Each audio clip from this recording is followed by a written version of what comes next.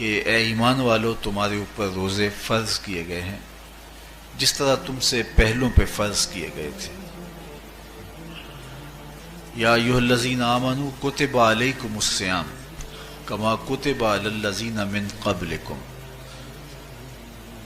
کیوں فرض کیے گئے، وجہ کیا ہے؟ لعلکم تتقون، تاکہ تم متقی بن جاؤ، تم پرہیزگار بن جاؤ۔ تو روزے کی فرضیت کا نتیجہ تقوی کا حاصل ہونا ہے، اتقاء کی دولت کا نصیب ہونا ہے۔ تو اس آیت کریمہ میں 3 چیزیں بیان کی گئی۔ سب سے پہلی، اے ایمان والو تمہارے اوپر روزے فرض کیے گئے۔ پھر دوسری بات، جس طرح تمہارے سے پہلوں پہ فرض کیے گئے۔ اور تیسری بات، تاکہ تمہیں تقوی کا نور نصیب ہو، تمہیں اتقاء کی دولت نصیب ہو۔ تو ایک تو روزے کی فرضیت کا حکم دیا گیا، اور دوسرا یہ تسلی دی گئی کہ یہ بھوک اور پیاس کی شدت تمہیں ہی نہیں کاٹنا پڑے گی، تم سے قبل بھی لوگ یہ عبادت کرتے رہے ہیں، اور وہ اس مشکل عبادت سے تقوی کو حاصل کرتے رہے ہیں، اور تمہیں بھی ہم اس راستے سے تقوی نصیب کرنا چاہتے ہیں۔ علامہ حقی علیہ رحمہ نے لکھا ہے کہ ملک تحمور الثالث، یہ حضرت آدم علیہ السلام کی اولاد سے تیسرا بادشاہ گزرا ہے، اس کے زمانے میں قحط پڑ گیا تھا، تو اس نے اپنی قوم کو یہ حکم دیا کہ ایک وقت کا کھانا آپ کھا لیں اور ایک وقت کا کھانا بچائیں، اور وہ قحط زدہ علاقوں میں بھیجیں۔ تو قوم نے اس حکم کو بصر و چشم قبول کیا، اور ایک وقت کا فاقہ کاٹ کے اپنے ان بھائیوں کے لیے وہ کھانا بھیجتے جو قحط میں مبتلا تھے۔ قوم کی یہ ادا اللہ کو پسند آ گئی، اور وقت کے نبی پر وحی کی گئی کہ تمہارے اس عمل کو ہم عبادت قرار دیتے ہیں۔ تو حضرت آدم علیہ السلام کے بعد متصل ہی یہ عبادت فرض کی گئی، اور پھر جتنی بھی ملتیں، قومیں اور امتیں آئیں ان میں روزے کی تحسین کی گئی اور روزے کی تلقین کی گئی۔ پرانی جتنی بھی کتابیں ہیں، اناجیل ہیں، تورات ہے، اس میں روزہ داروں کی تعریف موجود ہے۔ اور حضور علیہ السلام جب اس دنیا پہ تشریف فرما ہوئے تو آقا کریم روزے کی فرضیت سے پہلے بھی روزے رکھتے تھے۔ ویسے روزہ سن 2 ہجری کو فرض ہوا ہے، شعبان المعظم کے مہینے میں، لیکن اس سے قبل بھی ایام 20 کے حضور روزے رکھتے تھے، اور اس کے علاوہ بھی مختلف ایام میں اللہ کے محبوب روزے رکھتے تھے۔ روزے کی فرضیت کے بعد حضور علیہ السلام کی زندگی میں کل 9 رمضان آئے ہیں، جس میں 7 29 کے تھے اور 2 30 کے تھے۔ یہ بات ذہن میں رکھیے گا کہ روزے 29 ہوں ثواب پھر بھی 30 کا ہی دیا جاتا ہے۔ تو زیادہ تر جو رمضان المبارک کے مہینے ہوتے ہیں وہ 29 کے ہوتے ہیں، 30 کے کم ہوتے ہیں۔ حضور کی زندگی میں 9 میں سے 7 جو ہیں وہ 29 کے ہوئے ہیں اور 2 30 کے ہوئے ہیں، تو ثواب پورے 30 کا ہی ہے۔ بعض لوگوں کو زیادہ ہی مسئلہ ہوتا ہے، 29 ہو جائیں تو یہ اللہ کا کرم ہے کہ روزہ رکھنا بھی نہیں پڑا اور 30ویں کا ثواب بھی مل گیا، لیکن وہ شور مچا دیتے ہیں کہ یہ روزہ کھا گئے ہیں۔ میرا نہیں خیال کہ کسی کو اپنے ذمے اتنی بڑی امت کا بوجھ لینے کی پریشانی ہو اور وہ خام خواہ ایک روزے کے لیے پوری امت کا بوجھ اپنے کندھوں پہ ڈال لے۔ تو 29 روزے ہوں یا 30 ہوں، اللہ ثواب پورے 30 کا ہی عطا کرتا ہے۔ روزہ اللہ تعالیٰ جل شانہ کی رضا اور اس کی محبت کے حصول کا ذریعہ ہے، اور اس کا عملی نتیجہ جو اس آیت کریمہ میں بیان کیا گیا وہ تقوی ہے، لعلکم تتقون۔ روزہ اس لیے فرض کیا گیا کہ تمہیں تقوی نصیب ہو جائے، اتقاء کی دولت نصیب۔ اب سوال یہ ہے، کیا تقوی بھوک اور پیاس سے حاصل ہوتا ہے؟ پیاس کاٹنے سے، بھوک کاٹنے سے کیا تقوی نصیب ہو جاتا ہے؟ صبح سے لے کر شام تک روزہ رکھنے کی تلقین کی گئی۔ یہاں ناروے میں اور مختلف ممالک کے اندر 20 گھنٹے کا روزہ ہے، اور ہمارے بھی یہاں 16-17 گھنٹے مسلسل شدت کی گرمی میں بھوک اور پیاس کاٹنا ہوتی ہے۔ تو اتنا طویل دورانیہ جو بھوک اور پیاس کاٹی ہے، اس کا مقصد رزق بچانا نہیں ہے، بلکہ وَيُزَادُ فِيهِ رِزْقُ الْمُؤْمِنِ، ماہ سیام میں مومن کا رزق بڑھ جاتا ہے۔ آپ اپنا بجٹ دیکھ لیجئے، باقی مہینوں کی نسبت ماہ سیام میں آپ کے اخراجات زیادہ ہوتے ہیں اور کشادگی ہوتی ہے۔ تو یہ کوئی خوراک بچاؤ مہم نہیں ہے، بلکہ رزق تو بڑھ جاتا ہے، لیکن اس کے باوجود 20 گھنٹے، 17 18 گھنٹے پیاس اور بھوک کاٹنا، اس کا کوئی مقصد ہے تو وہ مقصد قرآن نے بیان کیا کہ اس کے نتیجے میں تمہیں اتقاء کی دولت ملے گی، تمہیں تقوی کا نور نصیب ہوگا۔ سوال یہ کھڑا ہوا، کیا بھوک اور پیاس کاٹنے سے تقوی مل جاتا ہے؟ تو اس کو سمجھنے کے لیے ایک مختصر تمہید سمجھنا ہوگی، اور وہ یہ کہ ہمارے دو دشمن ہیں جو ہمیں جادہ مستقیم سے ہٹانے کے لیے دن رات کوشاں ہیں، ایک شیطان اور دوسرا نفس۔ یہ دو دشمن ہیں جو ہماری متاع عمل، ہمارا خلوص، ہماری للہیت، ہمارا باطن لوٹنے کے لیے ہر وقت مستعد اور فعال رہتے ہیں۔ اب ان دو دشمنوں سے ہمارے تنہا ناتواں وجود کا مقابلہ ہے، اور ان میں سے جو بڑا دشمن ہے وہ نفس ہے، کیونکہ شیطان نے جب انکار سجدہ کیا تو ہم تو یہ کہتے ہیں کہ ہمیں شیطان نے بہکا دیا، لیکن شیطان نے جب انکار سجدہ کیا اور خود بہک گیا تو اس وقت کوئی دوسرا شیطان تو نہیں تھا جس نے شیطان کو بہکایا، وہ نفس تھا جس نے شیطان کو شیطان بنایا۔ اس نے اندر سے کہا انا خیر منہ، میں بہتر ہوں۔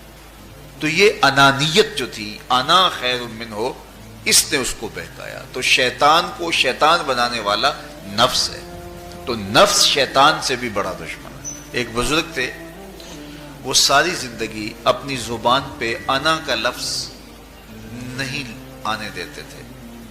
اس مفہوم کو بیان کرنا ہوتا تو وہ با الفاظ دیگر بیان کرتے، میں کا لفظ، انا کا لفظ، وہ اپنی زبان پہ ساری زندگی انہوں نے جاری ہی نہیں ہونے دیا۔ کہتے تھے اس لفظ نے شیطان کا بیڑا غرق کر دیا، تو میں یہ لفظ زبان پہ آنے نہیں دوں گا۔ اچھا، بندے بھی بڑے عجیب ہوتے ہیں، کسی نے کہا لو لو، ان کی زبان پہ یہ لفظ آتا کیوں نہیں، میں جاتا ہوں اور ان کی زبان پہ یہ لفظ آئے ہی آئے۔ چلے گئے، بزرگ تشریف فرما تھے، نماز کا وقت قریب ہو رہا تھا۔ حضرت ایک مسئلہ پوچھنے آیا ہوں، کہا پوچھئے، شیطان کو کس چیز نے برباد کیا؟ حضرت آپ تو بولیں گے کہ میں نے، آنا نے، تو کہوں گا جیسے بھی ہوا ان کے زبان پہ لفظ میں تو آ ہی گیا نا۔ تو وہ بزرگ بھی بڑے سیانے تھے، اس کی نیت کا کھوٹ سمجھ گئے، فرمانے لگے بیٹا نماز کا وقت ہو گیا ہے، نماز پڑھ لیتے ہیں پھر اس پہ بات ہوتی ہے۔ نماز ہوئی، سلام پھرا تو خود ہی فرمانے لگے، کسی نے کہا تھا کہ شیطان کو کس چیز نے برباد کیا، جواب دینا چاہ رہا ہوں، کس نے پوچھا تھا؟ جھٹ کھڑا ہو گیا، میں نے کہا اسی چیز نے اس کا بیڑا غرق کر دیا۔ تو جو نفس تھا وہ شیطان کو شیطان بنانے والا ہے۔ تو ہمارے ساتھ نفس بھی لگا ہوا ہے، ہمارے پیچھے شیطان بھی لگا ہوا ہے۔ شیطان بھی بڑا مکار دشمن ہے، چھوٹا دشمن یہ بھی نہیں ہے۔ یہ ہماری متاع عزیز کو، متاع ایمان کو، متاع عمل کو، متاع خلوص کو لوٹنے کے لیے دن رات مستعد اور فعال رہتا ہے۔ اللہ کے محبوب نے فرمایا الشیطان جاسم علی قلب ابن آدم فاذا ذکر اللہ خانس واذا غفل وسوس۔ شیطان اولاد آدم کے دل پہ قبضہ جما کے بیٹھ جاتا ہے، جب یہ اللہ کا ذکر کرتا ہے تو بھاگ جاتا ہے، اور جب یہ اللہ کے ذکر سے غافل ہوتا ہے تو یہ وسوسہ اندازی کرتا ہے۔ تو شیطان اولاد آدم کے دل پہ قبضہ جماتا. اسے پتہ ہے کہ دل قابو میں آ گیا تو پورا بدن قابو میں آ گیا، چونکہ میرے اعضائے بدنیاں میرے دل کے تابع ہیں. موسم اچھا ہے، رت سہانی ہے، صحن چمن میں پھول کھلے ہیں، لیکن میرا دل نہیں چاہ رہا تو ٹانگیں جنبش ہی نہیں کریں گی. مرغن غذائیں سامنے پڑی ہیں اور آپ کا تقاضا ہے کہ جناب لے لیجئے، لیکن میرا جی نہیں چاہے گا تو ہاتھ جنبش نہیں کریں گے. آسمان ستاروں اور کہکشاؤں سے بھرا ہوا ہے، جی نہیں چاہے گا تو نظر نہیں اٹھے گی. آپ سماعتیں بچھائے بیٹھے تھے، جی نہیں چاہے گا زبان نہیں بولے گی. تو پورے آزاد دل کے تابع ہیں، اور اگر دل شیطان کے تابع ہو گیا، اس کے ہتھے چڑھ گیا، تو پھر اعضاء وہی کریں گے جو شیطان چاہے گا. اور اگر یہ دل مالک کی محبت سے سرشار ہوگا تو پھر دل جو چاہے گا وہی اعضاء کریں گے. تو دل اللہ کی نافرمانی کی چاہت ہی پیدا نہیں ہونے دے گا، تو اعضائے بدنیاں کا رخ بھی اللہ کی رضا کے حصول کے لیے ہوگا. تو شیطان بھی قبضہ دل پہ جماتا ہے اور دل کو قابو میں کر کے حضرت انسان کا بیڑا غرق کرتا ہے. اللہ تعالیٰ کا کرم یہ ہوا، اذا جاء رمضان سلسلۃ الشیاطین. اللہ کے محبوب علیہ السلام ارشاد فرماتے ہیں جب ماہ صیام آتا ہے تو شیاطین جکڑ دیے جاتے ہیں، جنت کے دروازے کھول دیے جاتے ہیں، جہنم کے دروازے بند کر دیے جاتے ہیں. اب ہمارے دو دشمن تھے، ایک نفس اور دوسرا شیطان. دونوں کے مقابلے میں ناتواں اور کمزور جان کو مقابلے میں آنا پڑتا تھا. لیکن جب ماہ صیام آیا، یہ ماہ انور آیا، تو ہمارے دو دشمنوں میں سے ایک دشمن باندھ دیا گیا. اب ہمارا مقابلہ صرف ایک دشمن سے رہ گیا.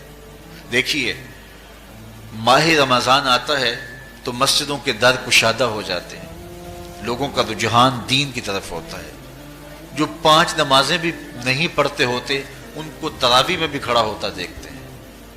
اہتمام ہوتا ہے، نیکی کا، صدقہ و خیرات کا ماحول پیدا ہوتا ہے. ایسا کیوں ہے؟ کہ شیطان بن گیا.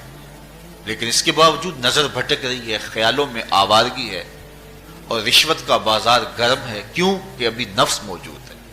تو نیکی کا جو ماحول پیدا ہوا یہ شیطان کے بن جانے کی وجہ سے، اور برائی کا ماحول اب بھی موجود ہے یہ نفس کے موجود ہونے کی وجہ سے.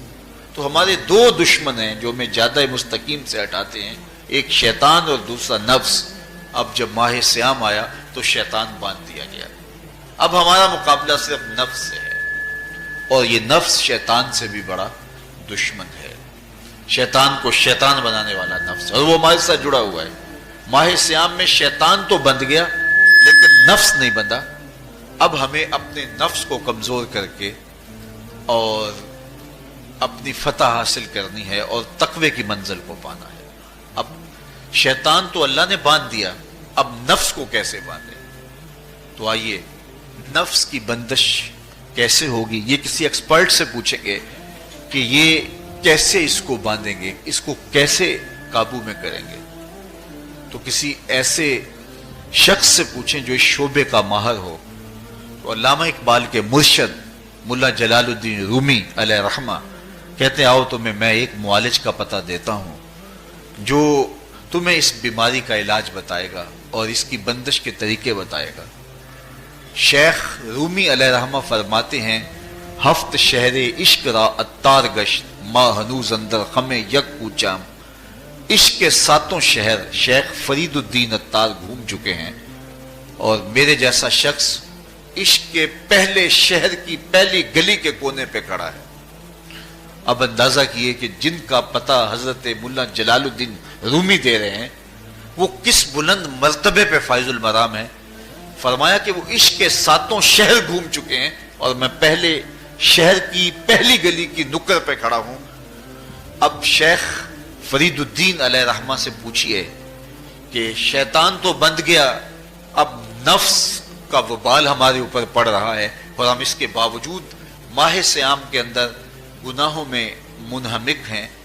تو ہمیں بتایا جائے کہ اس نفس کا علاج کیسے کیا جائے. ہمیں آپ کا پتہ بتایا گیا ہے. تو شیخ فرید الدین اتار بولے نفس نتواں کشت اللہ باسے چیز بات گوئم یاد گیرش اے عزیز. نفس نہیں مرتا، لیکن اگر 3 اسلحے تیرے پاس ہوں تو یہ ٹھہر بھی نہیں سکتا. وہ 3 اسلحے کون سے ہیں؟ خنجر خاموشی و شمشیر جو، نیزائے تنہائی و ترک ہجو۔ خاموشی کا خنجر، بھوک کی تلوار اور تنہائی کا نیزہ، یہ تین اصلے ایسے ہیں اگر تو یہ لے کر کے نفس پہ ٹوٹ پڑے تو پھر نفس کا مقابلہ تیرے لیے آسان ہوگا۔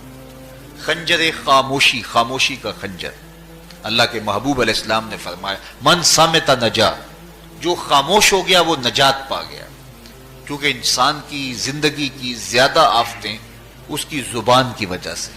آپ اپنے گناہوں کا اور میں اپنے گناہوں کا اگر احتساب کروں تو ہمیں سب سے زیادہ گناہ زبان کے ملیں گے۔ آنکھیں بھی گناہ کرتی ہیں، ہاتھ بھی گناہ کرتے ہیں، پاؤں بھی گناہ کرتے ہیں، لیکن سب سے زیادہ گناہ زبان کرتی ہے۔ جھوٹ بھی بولتی ہے، غیبت بھی کرتی ہے، شکوہ بھی کرتی ہے، گالی سب و شتم اور کیا کچھ زبان کے گناہ ہیں۔ اسی لیے اللہ کے محبوب نے فرمایا جو تمہارے دو جبڑوں کے درمیان ہے یعنی زبان اور دو ٹانگوں کے درمیان ہے تمہاری پارسائی کی جگہ، تم ان دو چیزوں کی مجھے ضمانت دے دو، میں محمد تمہیں جنت کی ضمانت دے دیتا ہوں۔ تو انسان کے سب سے زیادہ گناہ زبان کے ہیں اور اس کی پارسائی کی جگہ ہے۔ تو اس لیے میرے حضور نے فرمایا من صامت نجا، جو خاموش ہو گیا وہ نجات پا گیا۔ خنجر خاموشی، خاموشی کا خنجر نفس کشی کا ایک مؤثر ذریعہ ہے۔ اور دوسری بات بشمشیر جو، اور بھوک کی تلوار، تو بھوک سے نفس کا مقابلہ کیا جا سکتا ہے، بھوک کی تلوار سے نفس کا سر کاٹا جا سکتا ہے۔ اللہ کے محبوب کا فرمان سنیے یا معاشر الشباب من استطاع منکم الباء فلیتزوج فإنہ اغض للبصر واحسن للفرج فمن لم یستطع فعلیہ بالصوم فإنہ لہ وجاء۔ اے جوانوں کے گروہ، تم میں سے اگر کوئی نکاح کرنے کی طاقت رکھتا ہے تو وہ دیر نہ کرے، فی الفور نکاح کر لے، یہ نظر کا اور پارسائی کا محافظ ہے۔ لیکن اگر تم میں سے کوئی نکاح کرنے کی فی الحال پوزیشن میں نہیں ہے تو وہ کثرت کے ساتھ روزے رکھے۔ روزے قاطع شہوات ہیں، تو بھوک سے نفس کو جو ہے وہ روکا جا سکتا ہے، اس کو لگام ڈالی جا سکتی ہے۔ تیسری بات نیزہ تنہائی، تنہائی کا نیزہ، تو فرمایا گیا کہ العافیت فی العزلہ، کہ تنہائی کے اندر ہی عافیت ہے۔ جب مجلسوں میں غیبت کی بدبو پھیلتی ہو اور چغلی کا ماحول معاشرے کا جزو لا ینفک بن جائے اور مجالس کے اندر نظروں کی پاکیزگی کا قائم رہنا مشکل ہو جائے اور انسان کی زندگی کے اندر گناہوں کا بہت بڑا سبب مجلسی زندگی ہو تو پھر اس سے تنہائی بہتر ہے۔ حضرت شاہ نقشبند بخاری فرماتے ہیں کہ فقیر کے لیے سب سے اچھی جگہ اللہ کا گھر مسجد ہے، یا کسی کامل صالح شخص کی صحبت ہے، اور یا پھر تنہائی ہے۔ چوتھی جگہ ہلاکت کے علاوہ اور کچھ نہیں ہے۔ ہمیں اپنے کاروبار میں، اپنے معاملات میں، اپنی ملازمتوں میں جانے کی تلقین کی گئی تو وہاں یہ تلقین کی گئی کہ دیر سے جاؤ جلدی واپس آ جاؤ، اور مسجد میں جاتے ہوئے تلقین کی گئی کہ جلدی جاؤ اور دیر سے واپس آؤ۔ لیکن ہم مسجد کے دروازوں پہ جب دور موجود میں رش دیکھتے ہیں کہ لوگ بہت جلدی نکلنا چاہتے ہیں، حتیٰ کہ کندھوں سے کندھے ٹکرا رہے ہوتے ہیں کہ جلدی سے باہر نکل جائیں، حالانکہ وہ عافیت کی جگہ ہے، 2 منٹ زیادہ بھی ہو جائیں تو کوئی حرج نہیں ہے۔ اور ایسے لوگوں کو بھی نکلنے میں جلدی کرتے ہوئے دیکھا ہے کہ لگتا تو یہ تھا کہ شاید یہ انہوں نے کسی ضروری کام پہ جانا ہے، لیکن باہر نکل کے بازار میں پھٹے پہ بیٹھے تھے اور مسجد سے نکلنے کی جلدی بہت تھی۔ تو مسجد میں جلدی جاؤ اور دیر سے واپس آؤ، اور بازار میں دیر سے جاؤ اور جلدی واپس آؤ، لیکن ہمارے رویے اس کے برعکس ہو گئے۔ تو تنہائی میں عافیت ہے، خاموشی میں عافیت ہے، اور بھوک میں عافیت ہے، اور یہ ساری چیزیں روزے میں میسر ہیں۔ فرمایا تم سے اگر کوئی شخص الجھے، بحث کرے، لڑائی کرنا چاہے تو تم اسے کہو انی صائم، میں نے روزہ رکھا ہوا ہے۔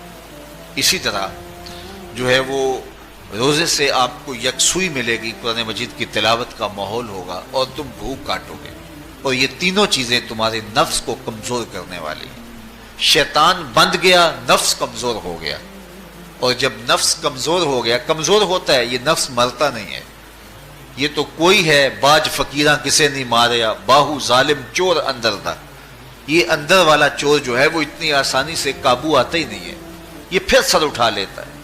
اس کو جتنا کچلو یہ کچھ عرصے کے بعد تھوڑی سی خوراک ملتی ہے تو پھر سر اٹھا لیتا ہے۔ حضرت بایزید بستامی کہتے ہیں میں نے اپنے نفس کو ایک دن کہا کہ میں تجھے خوراک بھی نہیں دیتا اور تو پھر بھی موٹا تازہ ہے، تو میرے نفس نے مجھے کہا کہ اے بایزید جب تم بازار سے گزرتے ہو تو لوگ انگلیاں اٹھا اٹھا کہتے ہیں یہ بایزید جا رہا ہے، یہ بایزید جا رہا ہے، تو مجھے میری غذا اور خوراک اس سے مل جاتی ہے۔ تو یہ خوراک ہوتی ہے نفس کی۔ تو نفس بہت ظالم ہے اور ساری زندگی اس سے لڑتے ہوئے گزرتی ہے۔ وہ کسی نے کہا تھا نا تمام عمر طوفان سے کھیلتے گزری، نیا کے ڈوبنے کا ڈر بھی رہا۔ تو یہ ساری زندگی اس طرح ٹکراتے ہوئے سے گزرتے، لیکن جب کمزور ہو جائے تو پھر یہ شیطان کو جو ہے وہ موقع نہیں دیتا۔ لیکن اگر نفس اگر ماہ صیام میں ہمارا کمزور نہ ہوا، صرف ہم نے بھوک ہی کاٹی اور باقی اپنے معمولات وہی رکھے، تو میرے حضور نے فرمایا جس نے جھوٹ اور برے کام نہیں چھوڑے اور جھوٹے کام ترک نہیں کیے، اس کے بھوکا اور پیاسا رہنے کی اللہ کو کوئی ضرورت نہیں ہے۔ روزہ تو ایک مشق تھی، یہ تو باطن کی تطہیر کا ایک ذریعہ تھا، یہ تو من کی تہذیب کا ایک ذریعہ تھا، یہ تو نفس کی شر سے اپنے آپ کو بچانے اور شیطان کے مکر و فریب سے بچانے کا ایک ذریعہ تھا۔ دیکھیے شیطان بن جاتا ہے ماہ صیام میں، حدیث واضح ہے، لیکن نفس موجود رہتا ہے۔ اگر نفس کمزور ہو گیا تو شیطان چھٹ کے بھی کچھ نہیں کرے گا، کیونکہ شیطان باہر کا دشمن ہے، نفس اندر کا دشمن ہے۔ جب تک اندر والا دشمن ساتھ نہیں دیتا، باہر والا دشمن کچھ نہیں کر سکتا۔ ہمارے دیہاتوں میں چوری ہو جائے تو بوڑھے بزرگ سر جوڑ کے بیٹھ جاتے ہیں کہ چور کہاں سے آیا، کیسے آیا، تو ایک نقطے پہ سارے متفق ہوتے ہیں کہ اندر کا کوئی بھیتی ضرور موجود ہے۔ اگر اندر کا کوئی بھیتی موجود نہیں ہے تو چور باہر سے آ کے حملہ آور ہو ہی نہیں سکتا ہے۔ تو شیطان باہر کا چور ہے، نفس اندر کا بھیتی ہے، اور اگر یہ اندر والا باہر والے کا ساتھ نہ دے تو شیطان انسان پر حملہ آور ہو ہی نہیں سکتا۔ اس لیے اس کو قابو کر لیں، اس کو رام کر لیں، تاکہ شیطان چھٹنے کے باوجود بھی جو ہے وہ ہمارے اوپر حملہ آور نہ ہو سکے۔ ورنہ وہ تو پیچ و تاب کھا رہا ہے کہ یہ جو تم نمازیں پڑھتے ہو، سروں پہ ٹوپیاں تم نے پہنی ہیں اور بڑے شریف بن کے مسجد میں جا رہے ہو، ذرا چھٹ لوں عید کے دن ہی جو ہے وہ تمہارا سارا کیا دھرا برباد نہ کیا تو مجھے شیطان نہ کہنا۔ تو وہ سب کچھ برباد کر دیتا ہے اگر ہمارے نفس کی تہذیب نہیں ہوتی۔ تو یہ اللہ نے ایک ہمیں موقع دیا ہے، پورا ایک مہینہ ہے، ایک ورکشاپ ہے باطن کی تطہیر کے لیے اور ایک اندر کی پاکیزگی کے لیے ہمیں ایک موقع فراہم کیا گیا ہے، اور اس سے ہم بھرپور فائدہ حاصل کریں۔ قرآن مجید کی کثرت کے ساتھ تلاوت، صلاۃ التراویح میں شمولیت اور خاموشی کا اختیار کرنا، اور جو ہے وہ اللہ کے ذکر فکر کی طرف متوجہ رہنا اور بھوک کاٹنا، اس کا عملی نتیجہ یہ ہوگا کہ اتقاء کی دولت نصیب ہوگی۔ دیکھیے ماہ صیام میں ہمیں ان کاموں سے بھی روک دیا گیا جو کہ کام جائز تھے، کھانا پینا اور جو ہے وہ اپنی منکوحہ سے جنسی تعلق، یہ تو وہ امور تھے کہ جو جائز تھے، مشروع تھے، لیکن اوقات روزہ میں ان جائز کاموں سے بھی ہمیں روک دیا گیا۔ اس فلسفے کو ہمیں سمجھنا ہوگا کہ جو کام شریعت میں جائز تھے، مشروع تھے، روزہ ان سے بھی رک جانے کا نام ہے، اور جو چیزیں شریعت میں جائز ہی نہیں ہیں، جھوٹ بولنا ہے، غیبت کرنا ہے، بد نگاہی ہے اور دیگر برے اعمال ہیں، تو یہ چیزیں تو روزہ نہ بھی ہو پھر بھی ناجائز ہیں۔ تو جو چیزیں جائز تھی روزے میں ان سے بھی منع کر دیا گیا، اور جو چیزیں ناجائز ہیں تو اگر کوئی شخص ان چیزوں سے نہیں رکتا تو پھر اس نے روزہ کیا رکھا۔ ایک بندہ بھوک کاٹتا ہے لیکن جھوٹ بولتا ہے، ایک بندہ پیاس کاٹتا ہے لیکن غیبت کرتا ہے، ایک بندہ صبح سے شام تک نہ کچھ کھاتا ہے نہ کچھ پیتا ہے لیکن رشوت لیتا ہے۔ پھر مجھے بتائیے اس نے روزہ کیا رکھا؟ روزہ تو ایک مشق تھی کہ جو چیزیں جائز تھی ان سے بھی منع کر دیا گیا، ان سے بھی روک دیا گیا، اور جو ناجائز تھی وہ تو پہلے ہی ناجائز